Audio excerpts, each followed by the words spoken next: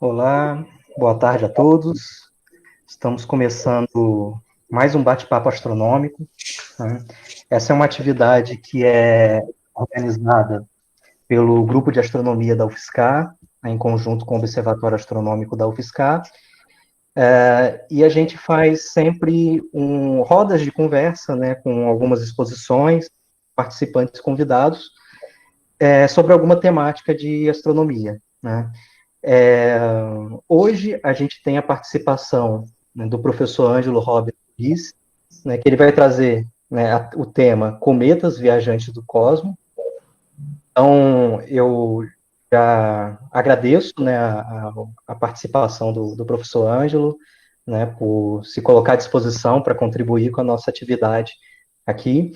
É, Normalmente, quando eu inicio esse bate-papo, né, eu faço uma pergunta padrão, né, e depois eu já passo a fala para o convidado, né. A pergunta padrão é sempre é, como que foi o seu contato, como que começou o seu contato com a astronomia. Então, professor Ângelo, boa tarde, e eu já deixo essa pergunta. Oi, boa tarde. Eu agradeço o convite do grupo de astronomia da UFSCar, em nome do professor Marlon, a participação também do professor Rafael, e a motivação vem desde a infância, né? E por coincidência, em 69 para 70, passou o cometa Bennet, que foi bem visível, estimulou o intuito de seguir na área, inclusive eu fiz a física como graduação. Também na década de 70, em 73, o cometa Koroutek, que esperava-se muito dele, mas foi um fiasco em termos de visualização. Mas um desafio para as questões do universo que me levou também a fazer uma pós na área de astronomia, no IAG, primeiramente, e continuo atuando na área, principalmente nessa área de cometas, né? Um dos campos, astrofísica de cometas, e o outro seria uma outra área biofísica, que não cabe hoje ao assunto, ligado à teoria quântica. E naquele tempo, a observação era a olho nu, né, na infância, depois veio o primeiro binóculo, um pequeno telescópio. Os grandes, geralmente foram observados em observatórios, né? Um deles lá em Minas Gerais, que é o Observatório Astrofísico Brasileiro, era lá, Laboratório Astrofísico Brasileiro naquele tempo. Aí depois se tornou observatório, né? Um dos melhores do país. E aqui em Rio Preto tem um centro integrado, mas é mais de pequeno porte, né? Em universidades também, tipo 8 a 10 polegadas. Esse de Rio Preto chega um deles a 16 polegadas, mas não serve para pesquisa na área de cometas em termos de caçar ou descobrir algo, né? Objetos desse porte. Perfeito. Eu acho que sempre quando eu faço essa pergunta, né, por onde que começa esse contato com a astronomia, né, sempre tem a questão da infância, sempre tem alguma coisa que acontece, né, no caso o cometa, né, recentemente a gente teve também um cometa que todo mundo Sim. tentou observar, né, e assim a gente vai traçando, né, esse caminho dentro da área. Perfeito, né? Bom, professor Ângelo, eu imagino que você vai fazer uma exposição, então, agora no começo, né? Pode ficar à vontade para começar essa exposição, tá? Eu vou compartilhar aqui, então. Está aparecendo aí, professor Marlon? Sim, sim, tá aparecendo. Tá ok, então. Então, esse é o tema, né? Cometas, viajantes do cosmos. E, primeiramente, tem essa imagem aí de adoração dos magos, junto de Bondone. Em 1306 teve a passagem o desenho dessa imagem do cometa, mas na verdade representando o Halley, provavelmente 1301, 5 anos antes na sua passagem. Eu coloquei esse afresco, essa gravura, que denota o que o pessoal principalmente desenhava os astros. Não tinha como a tecnologia atual, né? Ou um pouco do século passado, com instrumentos ópticos. Na verdade, começou com Galileu, não é? E aí, no século XVII, este cometa aí de Newton foi um grande cometa, descrito através de uma gravura, também uma figura, foi exuberante, e é um registro que temos da época, que é da Inquisição, dá para ver na configuração, que também um cometa pode trazer maus presságios, está ligado à morte do rei, então, ligado muito ao mito. Mas, na realidade, o que são os cometas, né? Então, em 1950, Fred Whipple, que já é falecido, cunhou o nome, descrevendo o cometa como sendo uma bola de gelo suja, né? E como é que é a sua estrutura? Então, nós temos um núcleo, no caso aí, ele é de uma superfície regular, de um cometa bem explorado recentemente, o Churyumov-Gerasimenko, é um cometa periódico, 67,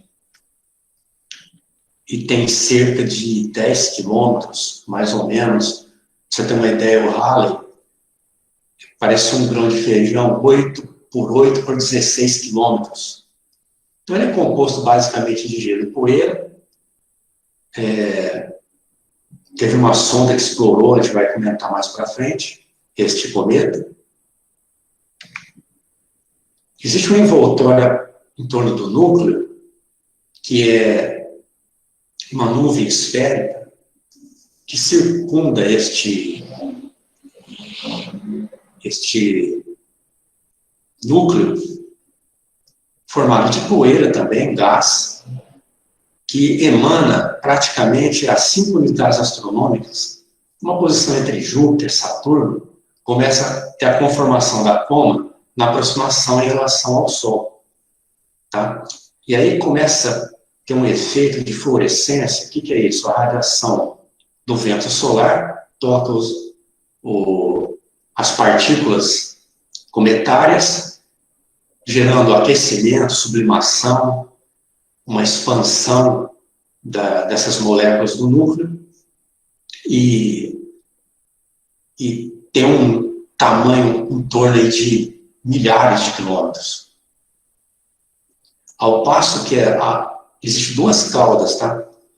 No caso da cauda de poeira, é da ordem de milhões de quilômetros. E ela é formada por esses grãos de poeira que foram arrastados através da coma, né? Pela pressão da radiação solar. E essa outra cauda iônica, ela é devida ao vento solar propriamente dito, e ela tem o sentido oposto ao Sol, enquanto a de poeira acompanha o arrasto do cometa. Às vezes é possível observar uma anticauda, como em 67, o cometa Hind-Roland. É um efeito de perspectiva, não é que a cauda está para a frente do cometa. Então, devido à curvatura, pelo ângulo de visão, aparece essa anticauda. E mais recentemente no cometa Pan-STARRS.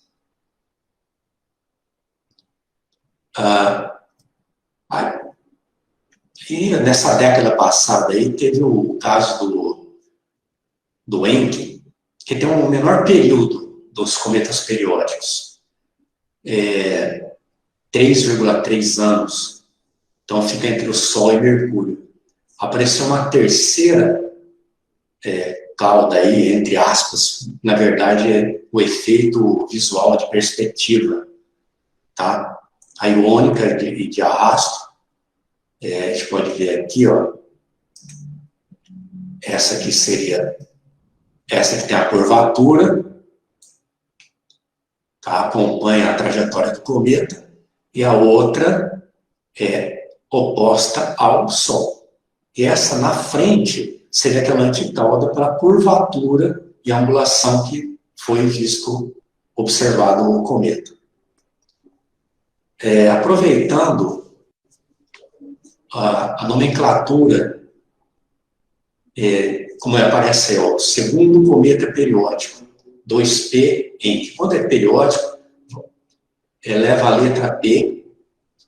Quando não tem uma trajetória ainda definida, recém-descoberto, não está muito em uso, usa-se o X e depois compõe-se rapidamente, coisa de dia, já está com a letra C.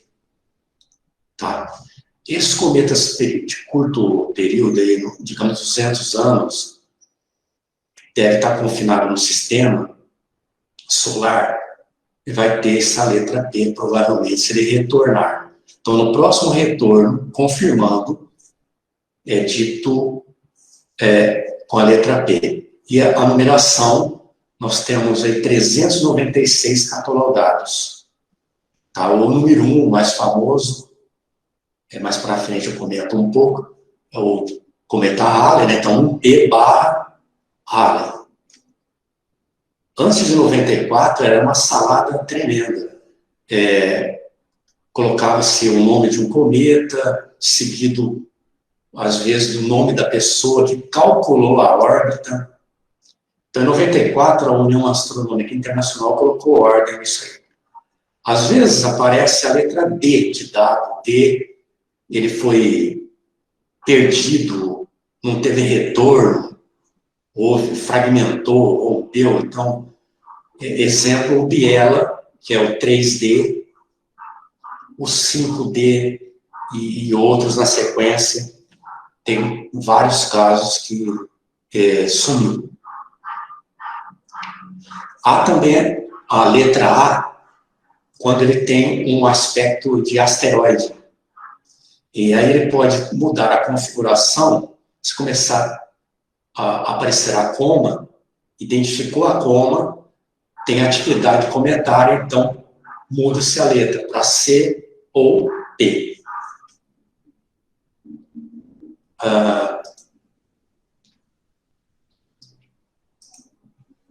Um cometa também pode ter emissão de raio-x.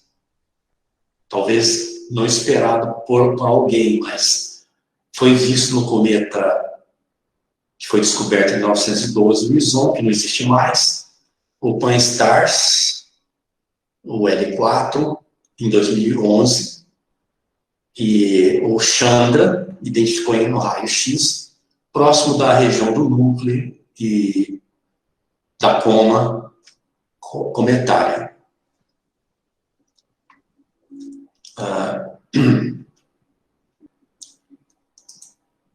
Outro efeito interessante é o outburst. O cometa Rones periódico 17, em 2007, em outubro, gerou uma expansão repentina. Poucos dias já tinha um tamanho superior a Júpiter, em termos de tamanho. Então, a expansão repentina da coma, dito outburst, ocorre frequentemente em alguns cometas. Então, às vezes, ele não tem um visual interessante, mas, de repente, ele pode ser visto, às vezes, até a olho nu. Tá? A origem dos cometas, uma das perguntas elaborada por um dos participantes, deixa eu verificar aqui, foi o colega Marcelo Benetti, qual a origem dos cometas. Então, veja, aí, ó, essa interestelar, e planetária já caíram por terra. Matemáticos bons na área de cálculo, Pierre Laplace e respectivamente, né, Joseph Lagrange, e definiram essa origem interestelar e planetária. Já caiu por terra. Teve um caso, dois, na verdade. Um não tem característica de cometa, mas o Borisov, que carrega 2I, então I de interestelar, também é um cometa. As duas origens mais aceitas são a do cinturão de Kuiper e, em 1951, e a nuvem de Oort, pelo Jean Oort. Veja,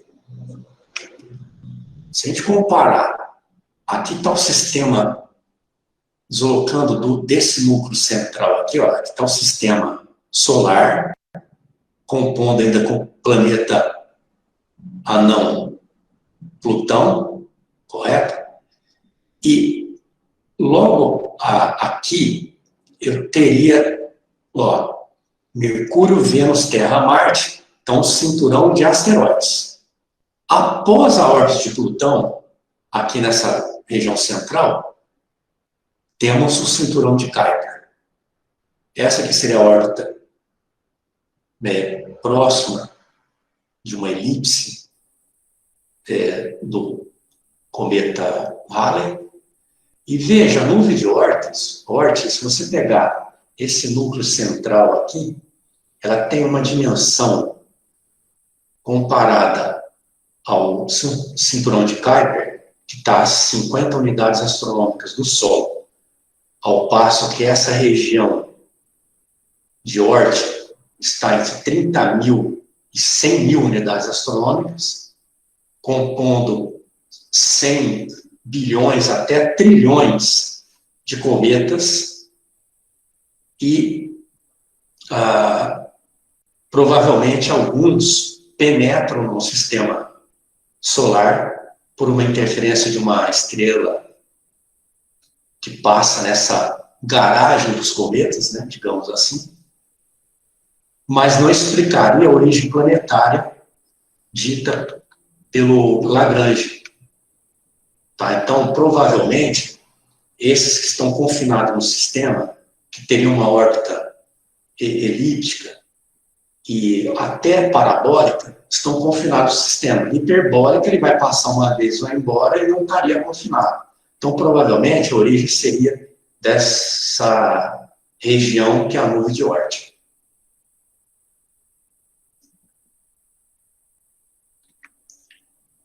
Aqui, com alguns asteroides, centenas aqui, em movimento, aqui só teria a parte estática, alguns planetas anões, alguns asteroides. E esse é o cinturão de Kuiper, está além da órbita de Plutão. A órbita do Halley estaria entre Netuno e Plutão. Plutão não tem uma órbita solidária, né? É um dos motivos que decaiu, né, para planeta não. Ele penetra, às vezes, na órbita de Netuno. E o estranho, né, essa classificação forçou por conta de alguns planetas anões terem características próprias, mas o estranho que eu digo é que um ex-planeta com 5 luas, né? Meio controvertido. A composição química, no caso desse tom mais esverdeado, é devido a esse carbono C2, falando, mas como? Se tem 4 ligações químicas. A quântica explica, o carbono diatômico, também o dióxido de carbono. No caso do monóxido, CO, dá um tom mais azulado da cauda, que foi observado agora no New WISE, mais exuberante lá no hemisfério norte, que acompanhou. Então, o monóxido de carbono. E o oxigênio, naquele cometinha lá, o Churyumov-Gerasimenko, que parece um pé de pato, foi identificado recentemente, 2014. Então, o radical aqui, hidroxila. Às vezes você tem CO+.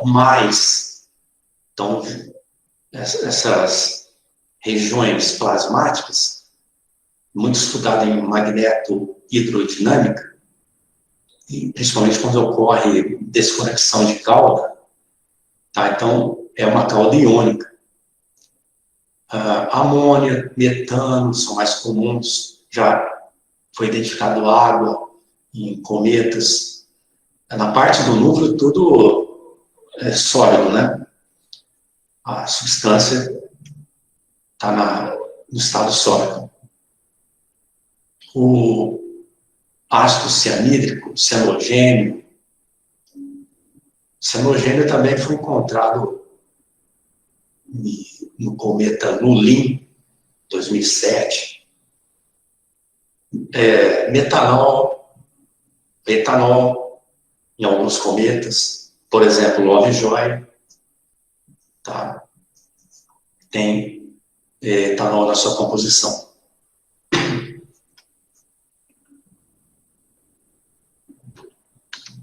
As órbitas,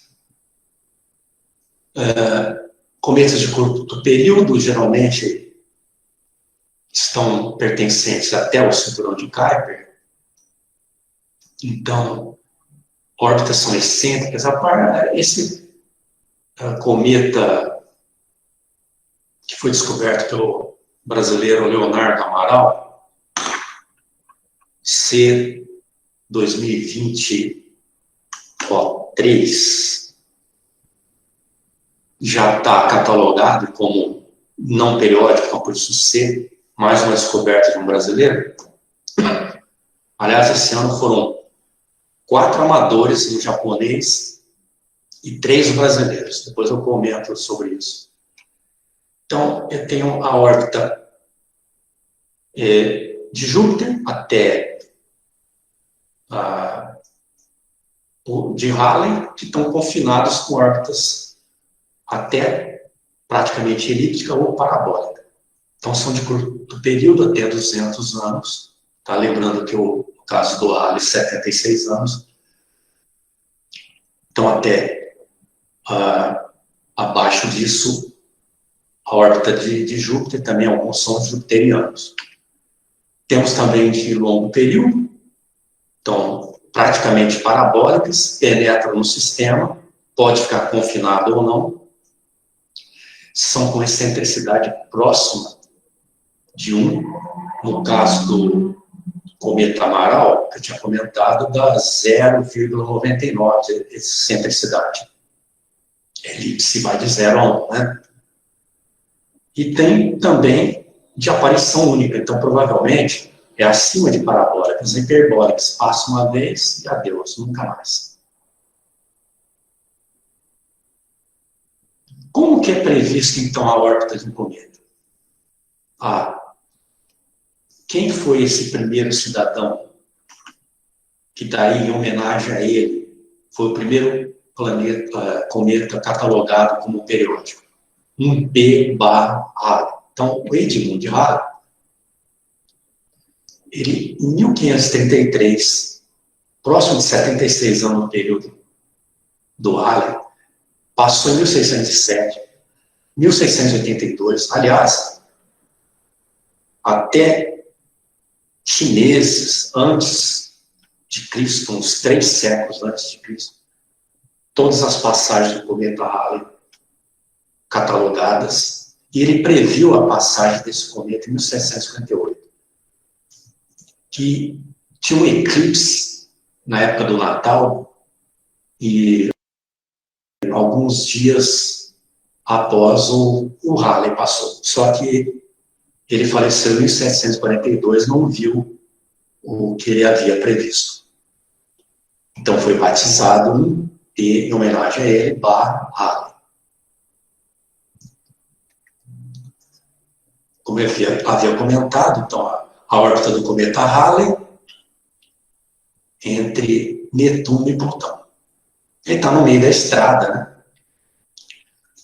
Foi muito exuberante em 1910. Em 86, não no visível, mas muito bom para a área da ciência. E o próximo retorno, 2061. Bom, quedas de cometas, como ocorre de asteroides, lá no Golfo do México, Tunguska, na Rússia, Chelyabinsk, recentemente, mas por um meteoro, às vezes, mas pode ocorrer cometas. Existem choques de meteoroides em cometas, estudado por um professor meu, Oscar Matsuura, escreveu vários livros, aqui tem um, Mitos, do mito à ciência. Também um outro livro muito bom, já que estou falando nisso, do Mourão Ronaldo, escreveu mais de 60 livros. Introdução aos cometas, muito bom. E temos um exemplo de disseminação de cometas que traz essas moléculas para alguns astros, mas também houve quedas de cometas em corpos. Por exemplo, esse Shoemaker-Levy. O Shoemaker, ele é um dos segundos maiores descobridores de cometas, não por um observatório, então um amador, né? O primeiro, o McNaught, 82 cometas descobertos. Então esse, o 9, chocou-se com a superfície de Júpiter. Aqui foi visto na época no infravermelho. Foram 21 a 22 fragmentos, que em 1994 houve ruptura. Mais recentemente, em 2016, o Ikea Murakami, vários fragmentos, era um cometa periódico. Algumas partes principais do cometa ainda trafegando no espaço. O outro periódico, 73, em 95, Schwarzmann-Waxman 3, o linear. O linear é um dos... Respondendo uma das perguntas, se eu não me engano, do Pedro José, uma boa pergunta, sobre captação da imagem de um cometa, é o observador. Então, o primeiro que capta, os caçadores estão lá, ele vai ter a primeira imagem. Pode ser com um binóculo, pode ser com um telescópio ou este linear robótico. É um dos campeões de classe de cometas. O Sorro, que está na órbita solar, é o que tem mais, é o campeão. O Pan-STARRS, o Neowise, o Atlas, que teve um recentemente, esperava-se mais dele, né? Coisa de 2 meses atrás. Bom, para não estender muito, aqui tem uma tabela de cometas rasantes da Terra.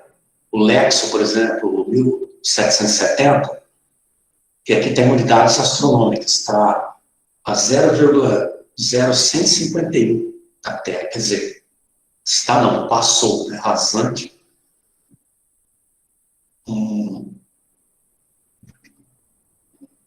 Quanto aos rasantes do Sol, esses 3 últimos vou destacar. O KEASEC foi muito bom em 65. O Lovejoy, o Swan, o Ison também passaram rasante. O Lovejoy escapou da gravidade solar, ao passo que o Ison foi fragmentado. aqui em 65, a imagem. Para você obter uma imagem próxima ao Sol, rasante, você tem que formar um eclipse artificial, que é usado um coronógrafo, como está aqui nessa imagem aí. Então, esse é o famoso ISON, esperava-se dele, como era rasante solar, uma indicação de que o cometa vai ter ruptura é quando começa a formar essa estrutura alada e desconexão de cauda. E aí, veja o que aconteceu. Em novembro de 2013, a sonda estéreo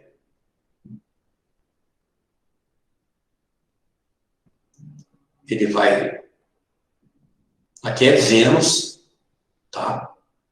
O coronógrafo que essa sonda tem, elas são dupla, formam um eclipse artificial. Ele passou e logo após a passagem foi perdendo material.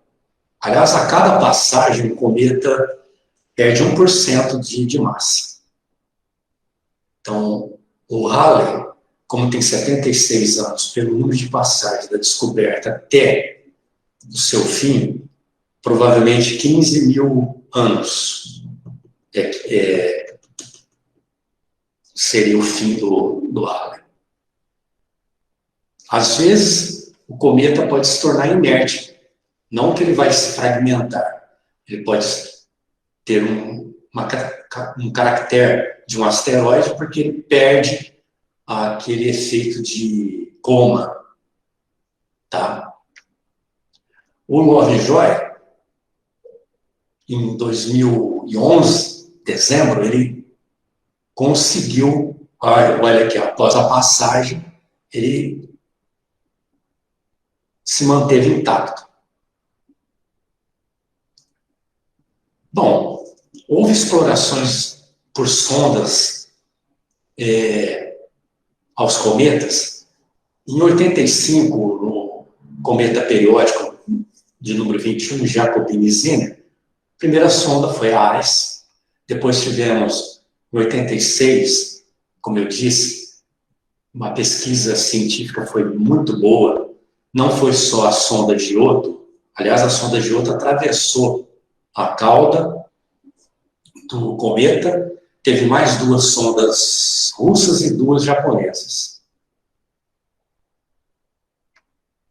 A sonda Stardust no cometa Wild, 2 ou 81, é periódica, em 99. 2001, o cometa Borrelly, também em 19. A Deep Space One. A Deep Impact, muito interessante. Primeiro foi o cometa Temple One, que é o periódico, 9. Depois estendeu-se a exploração para o Hartley 2, em 2010. E exatamente em 4 de julho, em 2005, a sonda Philae chocou-se contra a superfície do Temple One, gerando esse brilho. Recentemente, em 2014, como havia mencionado, no cometa 67 periódico também, Churyumov-Gerasimenko, a sonda Rosetta. E no caso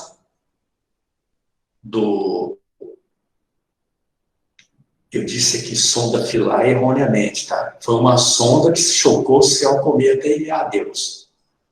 Inclusive, fiz até uma questão de vestibular na época. A massa do Sol 10 a 30 era dado, comparativo da Terra 10 a 24, do cometa 10 a 6, a da sonda 300 kg. Queria saber, depois do impacto, que era um choque mecânico inelástico, né? Qual a velocidade, que era de 10 km por segundo, logo após o impacto, qual seria a velocidade do cometa. E gigajoules de energia aí foi dissipado. No caso da Rosetta, que a sonda tinha um módulo filar. Esta sonda desceu na superfície desse cometa, trazendo muita informação, gerando vários artigos científicos, várias fotos. Aqui, por exemplo, essa rocha foi batizada de Quéops. Infelizmente, a sonda ficou num penhasco encravada lá e dependia da energia solar e foi perdendo a energia da bateria e morreu. Aqui está o movimento real pela Rosetta, já começando a ter o efeito de sublimação.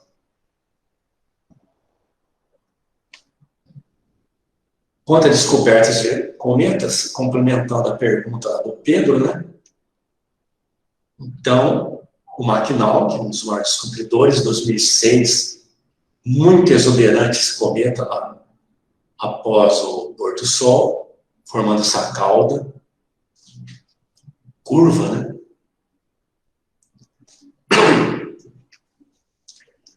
O Machos, próximo do aglomerado M45, o Jaques, aí, complementando o que eu falei sobre os brasileiros, Cristóvão Jaques foi o primeiro brasileiro em território brasileiro em 2014 que descobriu esse cometa aí. Na nomenclatura, você tem a cada quinzena é uma letra. Então, a primeira quinzena é janeiro A, a segunda quinzena B, a primeira de fevereiro C, a segunda D, a primeira de março e o segundo cometa desse mês. Então, olha lá.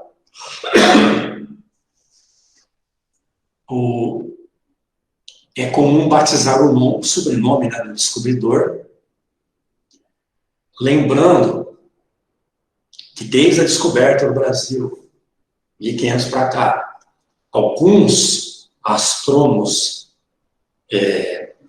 de outros países descobriram cometas aqui em território, e teve brasileiros, tipo Paulo Orvors, descobriu cometas em território fora do Brasil. Então, esse foi o primeiro brasileiro em território brasileiro em 2014, olha só. Muito tempo até uma descoberta de um brasileiro. Aliás, é um trio que tem um observatório em Oliveira, em Minas Gerais, que é o SONIR. Já detectaram dezenas de asteroides, objetivo maior, né? E já estão com 9 cometas descobertos. Recentemente, um periódico descoberto por um do grupo, o Eduardo Pimentel. Então, leva o sobrenome Pimentel. E o outro é o João de Barros. E o Leonardo Amaral não faz parte desse grupo, é o primeiro cometa dele descoberto esse ano. Então, são 3 cometas brasileiros nesse ano.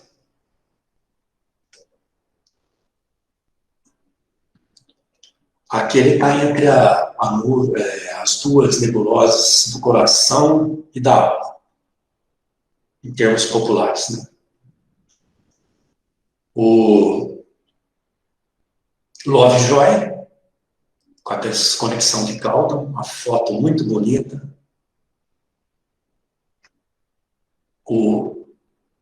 Um dos fragmentos daquele cometa, o Schwarzmann-Bachmann 3, né, que teve a ruptura, então tem uma outra disseminação, olha só. 73P, tracinho C, é o fragmento C.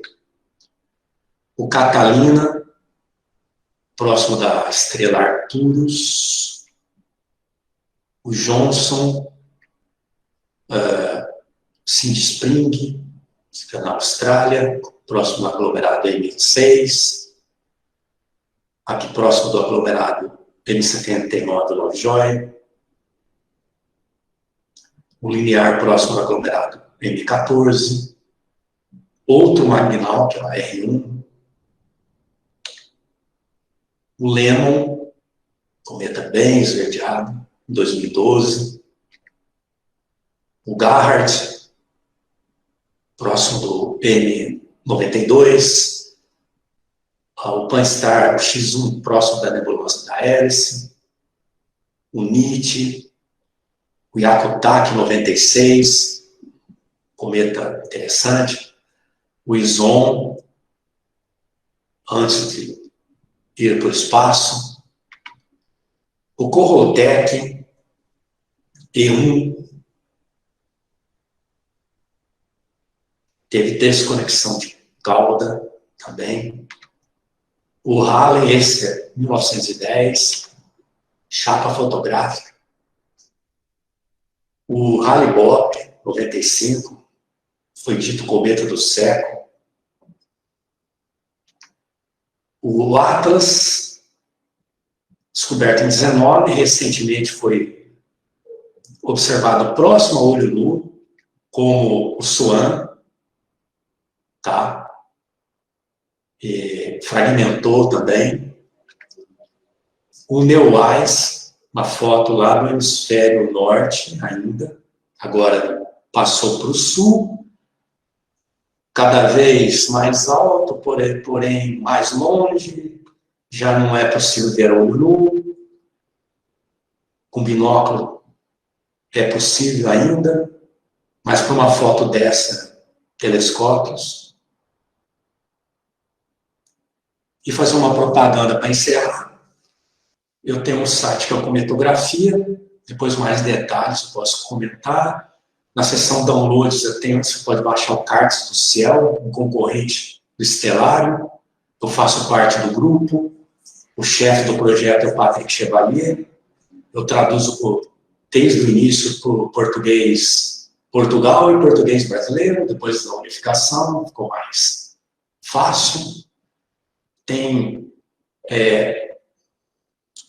esse botão, é o mapa do céu. Aqui, se você pega as fases da Lua, tanto pelo hemisfério norte, pelo sul, em português.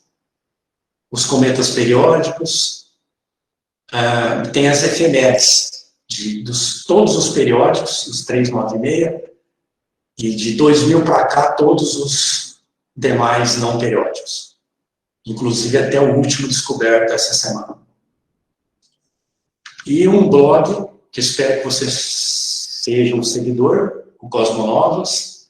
Tem poucos seguidores, apesar de tantos alunos que eu tenho, mas tem 5.000 acessos diários, já foi premiado, faz parte do selo da Sociedade Brasileira de Astronomia. Para ser um seguidor tem que ter conta no Gmail, no Yahoo. Espero que agora com esse grupo, né, divulgando melhor, seja um seguidor.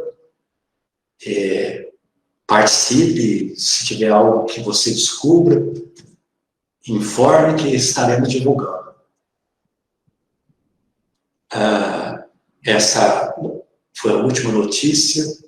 Tem uma ou duas engatilhadas. Essa foi a notícia de hoje que está lá. E aí está a frase do Voltaire, né? Cometas que são temidos tanto quanto o trovão, deixem de assustar os povos da Terra em uma imensa elipse, completem seu curso. Levantem-se, desçam, perto da estrela do dia. Acendam seus fogos, voem para longe e voltem sem cessar. Reacendam a idade antiga de mundos esgotados. Espero que tenham gostado. Estou aberto para perguntas. Tentei reduzir o tempo, deve ter estourado, nem vou olhar, que a ideia era 30 minutos. Mas vou te falar, o assunto é vasto. Beleza, ok.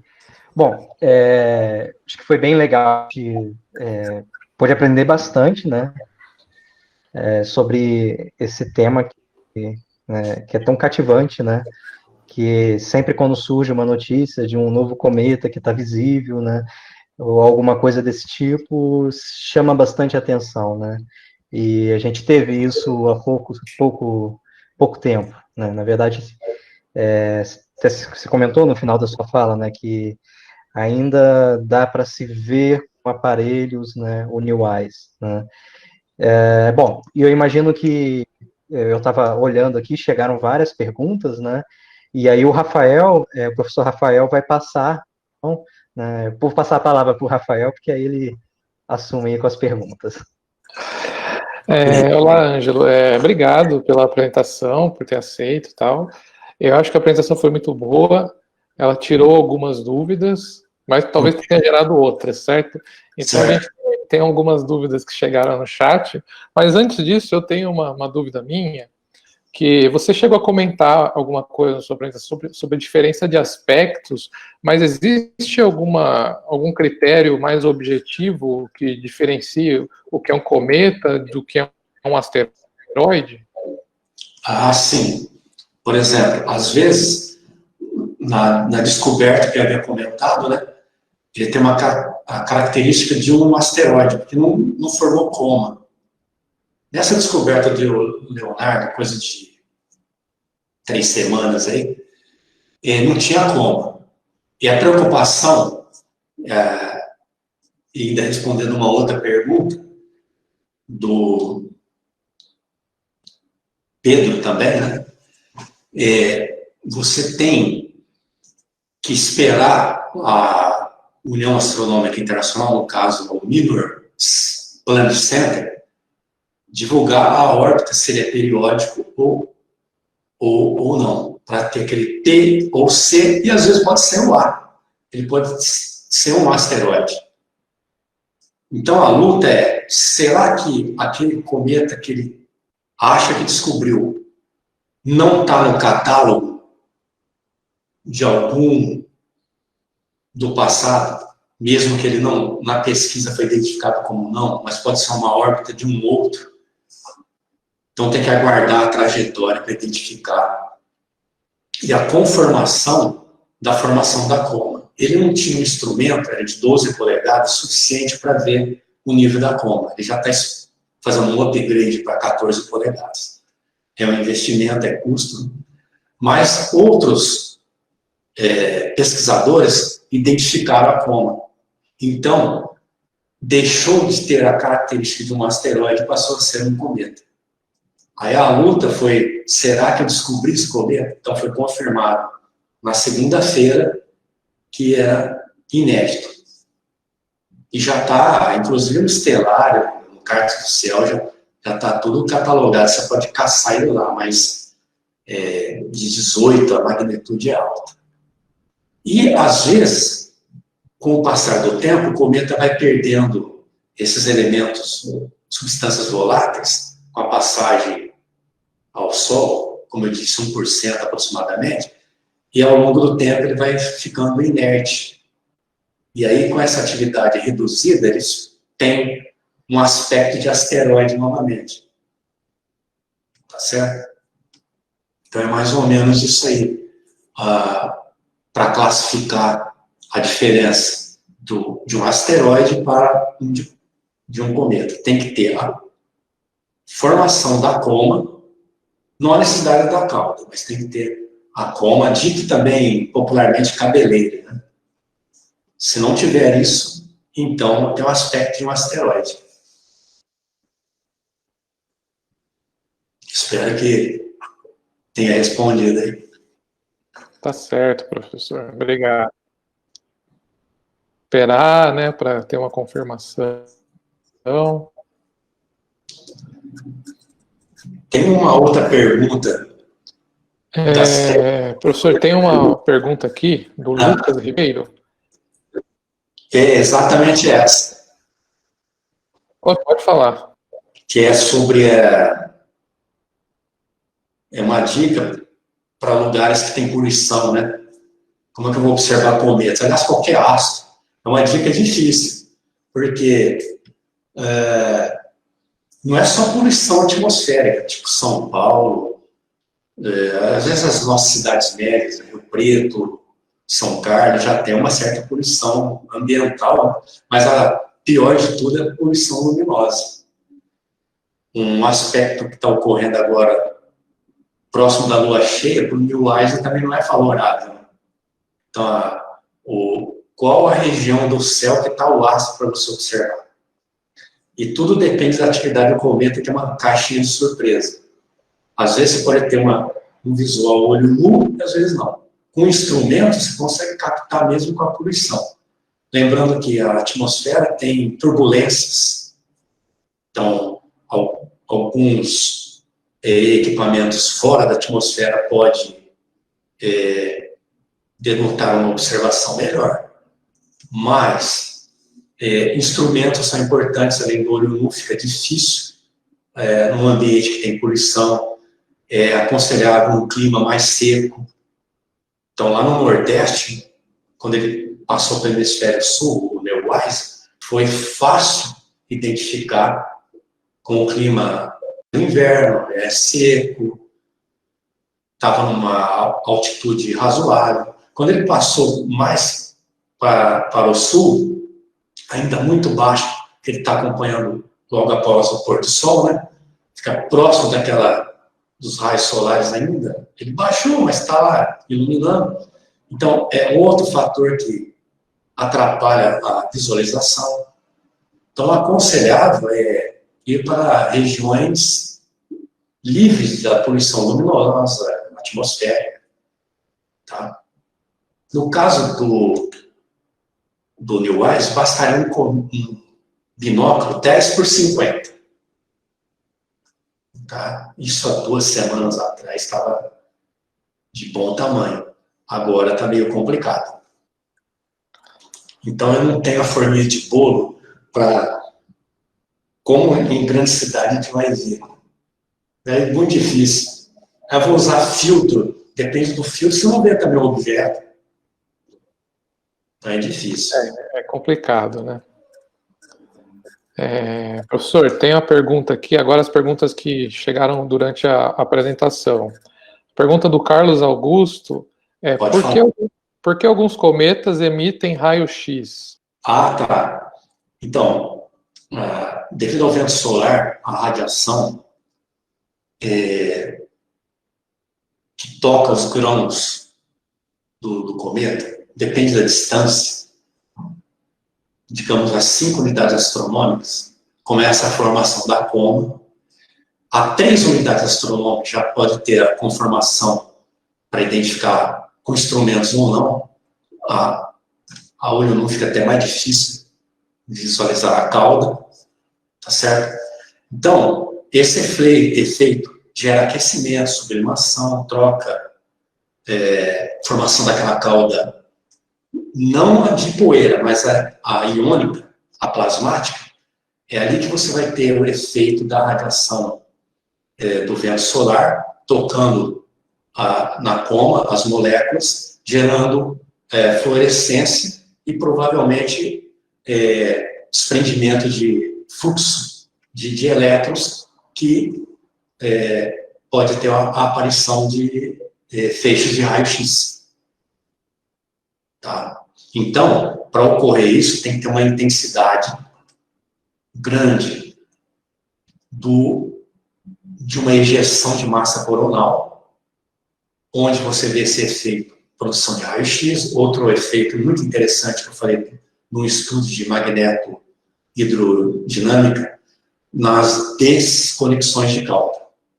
Então, esses tipos de efeitos são energias mais altas, frequências mais altas, então emanam raio-x. Nem todos atingem esse tipo de frequência. Não vai ser visível no óptico. Então tem que ter caseiro, é muito difícil você ter um equipamento desse tipo. Então, mais observatórios sofisticados, no caso daquelas fotos que eu passei, foi o Chandra.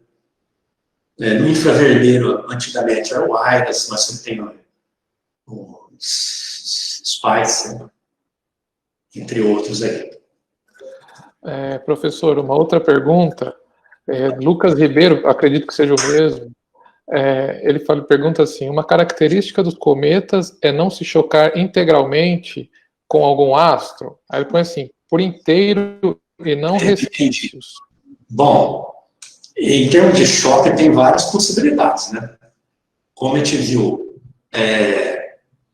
um estudo do Oscar Matsura, aquele livro que eu passei, tem um artigo dele, e olha, eu estava no IAG naquele tempo, fui na década de 80, mas ele publicou em 75 dois artigos interessantes, um relativo a essa pergunta e o outro a conformação dos grãos devido ao tamanho dele, essa de arrasto, conforme ele desenha.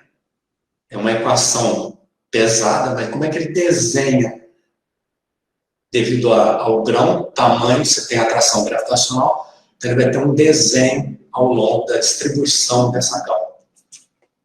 E o outro artigo, no mesmo ano, ele colocou choques de meteoroides em cometas. Então, pode ser um alimentador de massa e de outras matérias, outras moléculas, incrementando. Por isso que eu acho que os cometas são, parece que eles disseminam vida no universo.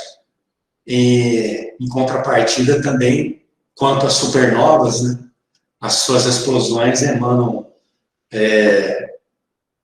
átomos pesados, e no nosso Sol está tendo uma fusão hidrogênio para ela, enquanto uma supernova pode mandar até ferro para o espaço. Né? E no caso da pergunta dele, ao contrário, um cometa se chocando com astros, a gente viu um exemplo em Júpiter, mas temos no bombardeamento de asteroides, na criação do nosso sistema, havia choques não só de asteroides e cometas internos, e se alimentando, expandindo ou se destruindo entre si. Então, também pode, entre esses astros, e creio que também houve pequenos astros de tamanho menor no passado, na Terra, na Lua, em outros. Lembrando que Saturno e Júpiter são escudos de choques devido à gravidade desses astros para penetrar. A gente tem uma atmosfera também diferente de outros que não tem, mas é possível. Já foi também identificado cometas em outros sistemas, não vem ao caso agora, mas é possível ter choques de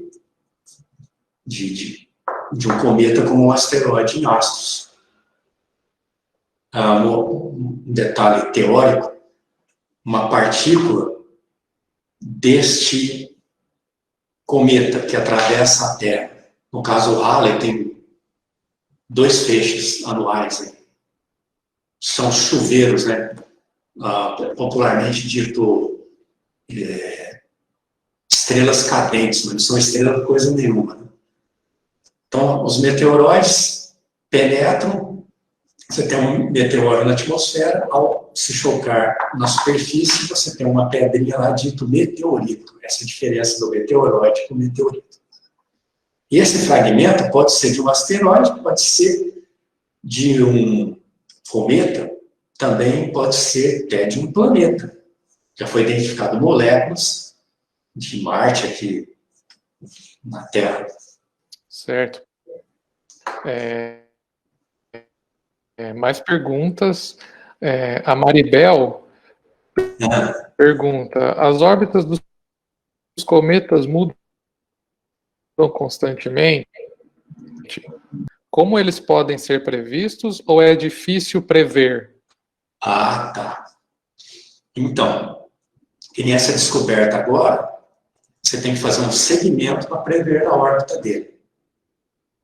Se ele é periódico, ou provavelmente está confinado no sistema solar, uma órbita, às vezes o Encke é quase circular, o Halley é elíptico.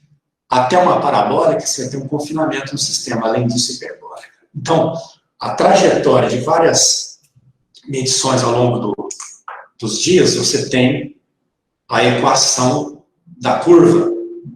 E aí dá para prever o retorno deste astro, qualquer um deles. Um asteroide, um cometa. Então dá para, como foi a primeira determinação. Naquele tempo, o Halley, né, o Edmund Halley, como o Encke, o Biela, eles calculavam as órbitas. Hoje você tem sistemas, softwares, vai lá, coletando dados, vai calculando e prevê o retorno. Aí você dá para saber se é periódico ou não e onde vai estar ao longo do tempo. Lembrando que pode ter interferências ao longo da trajetória. No caso do Shoemaker Levy 9, o que aconteceu? Numa passagem anterior, ele foi capturado por uma região mais interna, devido ao planeta Júpiter, e na passagem seguinte, chocou-se contra o planeta Júpiter. Então, na passagem anterior, ele diminuiu. Digamos que você tinha lá um período de 10 anos, uma órbita mais alongada, devido a essa atração, ele, além de perder um certo material na trajetória, perde massa, não foi atraído na primeira, mas na seguinte ele chocou-se com o planeta. Então, e já estava previsto que ia acontecer isso na passagem seguinte, que ia haver uma. Mas, devido a um teorema de Roche, que você calcula, depende das massas dos corpos, da distância entre eles, o limite que esse corpo resiste para que não haja ruptura. Então, antes de chocar ele completo, ele se fragmentou em 21, 22 pedaços. Certo, professor. Mais perguntas aqui da Kátia. Ela pergunta, os cometas saem do cinturão de Kuiper? E eu complemento, tem como a gente saber exatamente de onde veio o cometa e qual a porcentagem, por exemplo, tantos por cento dos cometas são de tal lugar ou coisas do tipo? Então, o Lagrange achava que tinha uma origem planetária. Por conta em 1951, o Oort falou dessa nuvem, né? Que outros batizaram como garagem de cometas, tem bilhões a trilhões de cometas. Na verdade, inertes, você não vai ver ele com a coma, cauda, parece um asteroide que está lá. Por alguma captura, ele adentra ao sistema solar. Então, não poderia ter origem planetária, não poderia ser interno, tem que ser externo ao sistema. Tá? Não é que veio de outra galáxia, ele está ali próximo. Aliás, estrelas são mais massivas que passam naquela região, pode deslocar, muda a trajetória dele que estava numa boa, tranquilão, e penetra no nosso sistema. E no cinturão de Kuiper é a mesma coisa. Então, como ele tem uma órbita de curto período, provavelmente sua origem foi lá do cinturão de Kuiper. Um pouco maior, lá da origem da nuvem de Oort. Tá? Uma exceção que teve um interestelar, que foi o Borisov, né? O 2I Borisov. Muito bem. O Paulo Roberto, ele pergunta, podia deixar uma bibliografia? Bom, você já comentou que tem um site e tem um blog, né? Você tem lá dicas de livros, essas coisas? Porque a gente pode... Essa live vai ficar salva no Facebook, a gente pode colocar os links para o seu site, para o seu blog. Eu tenho um blog do Marlon, e depois eu posso passar meu e-mail, e depois lá no próprio Facebook, acho que é bom vocês administrarem lá. Eu posso passar um material, porque daqui foi um exemplo, não só para cometas, tenho outros que não estão aqui em mãos, de um brasileiro também, o Nelson Kravinick, escreveu um livro já faz tempo sobre cometas, muito bom. Tem o Romildo Póvoa Pessoa, que é Introdução à Astronomia, já não é só específica cometas, é toda a astronomia. Tem estrangeiros também, tem alguns artigos, tem uns que você baixa de graça, depois eu vou colocar os links que você baixa. Tem livretos, artigos, depois a gente eu posso disponibilizar. Isso, se você passar para o Marlon, então, para avisar todo mundo, a gente vai colocar na postagem do Facebook, né, onde o vídeo vai ficar ficar lá, Certo. Apresentação também. Vai ficar. Não tem restrição nenhuma. Ótimo, professor, obrigado. Só mencionei que nas fotos tem o copyright do cidadão, né? E às vezes na apresentação não coloquei a descrição, mas eu tenho os originais de quem tirou a foto. Gerard, Renan, Michel Jagger, são 2 astrofotógrafos de primeira. Tem brasileiros bons também. Professor, o Paulo Roberto, ele pergunta, nesse sentido, os planetas anões podem ser considerados cometas de órbita elíptica de pequena excentricidade? Eles não formariam coma porque não se aproximam do Sol? Boa pergunta, isso é para refletir. Mas a resposta é não, né? Não cheguei a comentar, porque são vários detalhes, né? Vocês perceberam? Eu falei do Halley, que tinha um formato de um grão de feijão. 8 km por 8 km, 16 km. No caso do Churyumov-Gerasimenko, um patinho feio lá, teoricamente, dizem, aquela pergunta anterior, que provavelmente, num tempo passado, houve um choque de 2 corpos conformando o que tem hoje ali. Esse cometa periódico 67. Tá certo? Então, é meio complicado. Mas, veja, eles não têm um formato esférico. No caso, o Plutão e não é planeta, foi rebaixado, tem 5 luas, é uma crítica minha, né? Mas por causa de Ceres, que é ainda catalogado como o número 1 lá. Antigamente, pega um livro lá como um asteroide. E ele passou a planeta anã. Então, ele tem uma conformação esférica. Mas, por que um cometa não tem, às vezes até um asteroide? Por conta, devido àquela força gravitacional, o acúmulo de matéria não é suficiente para formar um corpo esférico. Tá? Então, um planeta anão tem uma massa bem superior, é inferior a um planeta, mas é bem superior a um cometa. Não pode ser classificado, não tem como ter uma transição de um para outro. Pode ser aglutinado, ao contrário, né? Um choque de um cometa ou um asteroide, aumentando a massa desse planeta anão, e ele vai continuar lá naquele formato dele. Não estou falando que é perfeitamente esférico, que a Terra também não é. Né? E é um geóide lá. Mas, no caso, devido à força gravitacional, é insuficiente para o cometa ter esse formato. Então, não tem como ter essa transição de classificação de um para outro. Não tem, não é possível. Muito bem, professor. Agora uma pergunta que veio pelo Facebook, tá? É da Liane. Ela agradece pela palestra e depois ela pergunta: como os antigos sabiam qual era o cometa que estavam vendo? Era pelo tempo do ciclo? Boa pergunta também. Eu acho que os primeiros que começaram a catalogar planetas, né, que viam um astro no céu, depois passava um outro, mas será que é o mesmo? Às vezes, por coincidência, naquela mesma época, apareceu aquele astro.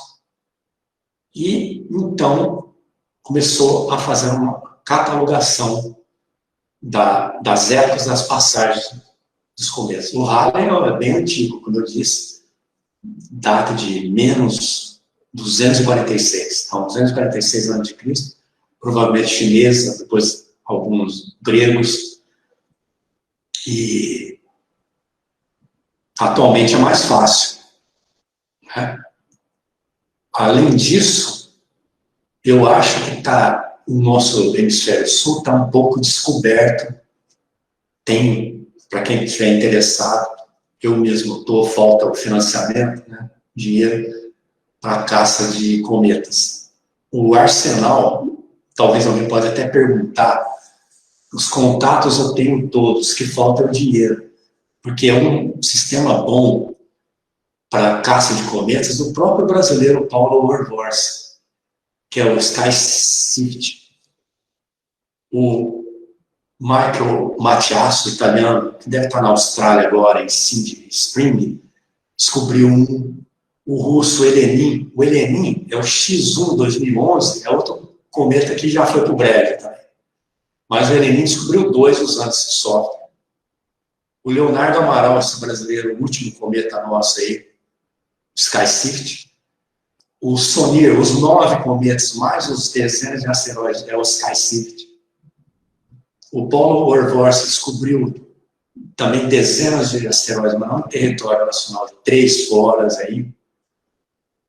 Se não descobriu mais, eu posso estar um pouco desatualizado, mas provavelmente foi isso, com esse software.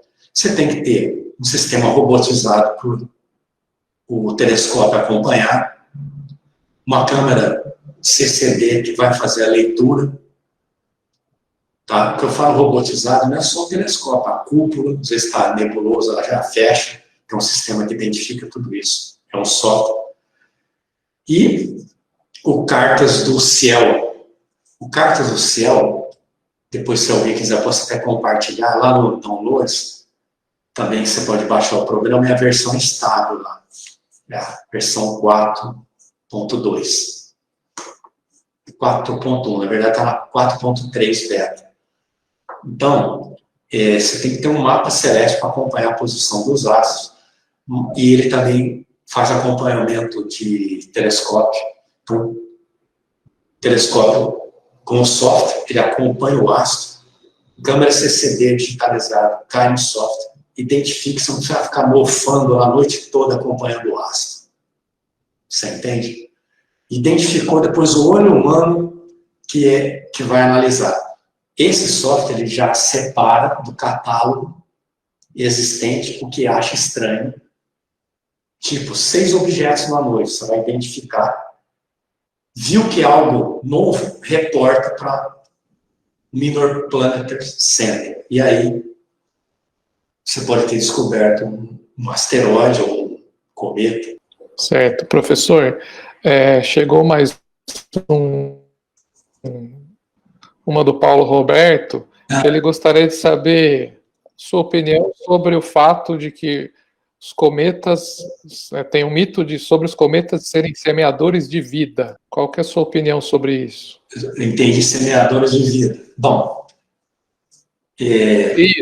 fica meio filosófico, mas é possível, porque com alguns componentes, você pode ver que tem algumas moléculas orgânicas, e não é só começa alguns asteroides que penetram no sistema, vira uma pedra que choca com o solo e pode ter algum componente na Terra primitiva que gerou algo para início de algumas moléculas orgânicas, unicelulares, bactérias aí surgindo, tá? Mas eu acho que depende também de uma bomba motora melhor que são as supernovas, né? Eu acho que é aí que é o componente principal com aquela energia para dissipar e formar novas estrelas. Novas estrelas, o nosso Sol é de segunda geração. Então, o que acontece? Você vai encontrar fusão de hidrogênio, que tem lá mais de 90%, 4 hidrogênios se transformando em hélio, mas você vê algumas, nas raízes de linhas espectrais, alguns componentes de elementos mais pesados, né? A porcentagem muito pouca, pode ser de segunda geração, então veio de uma supernova que disseminou esse material. E aí, então, é um conjunto de tudo que faz a formação desse ambiente.